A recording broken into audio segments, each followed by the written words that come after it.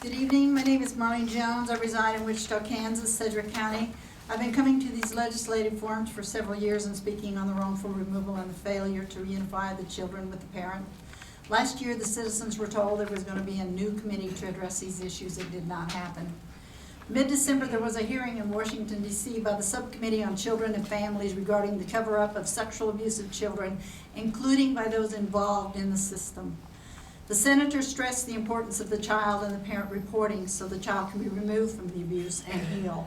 In Sedgwick County, children have reported sexual abuse. Parents have reported sexual abuse.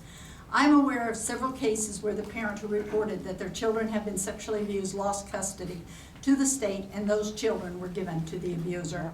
The protected parent is either on supervised visits or their parental rights have been terminated for trying to protect their children. Let me give you an example of how it works here. A child tells several people that they are being sexually abused. Instead of the child being protected, a judge orders the parent to report the abuse to SRS and law enforcement. Because the parent reports the abuse, the child is taken and placed in the state's custody by the DA's office. This year it was determined by the state that a parent who had lost custody of their child was a good parent, a parent that really loved their child, wasn't malicious, believed their child, and wanted to protect their child.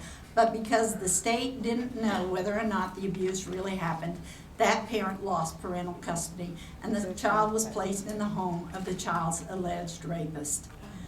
Oh, why didn't they know? That's their job. Yes. All those involved in the placement of these children should be prosecuted. Yes. These children in Sedgwick County that have been wrongfully removed need to be returned to their protective Every homes. one of them. There should never be any question about the protection of children in this county or state.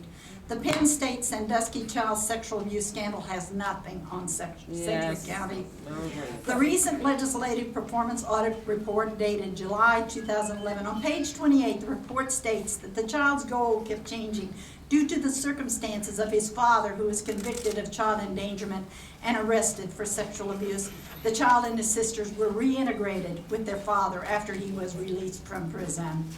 These children who have been wrongfully taken and placed in the homes of their abusers have been silenced by the state and the child protective system.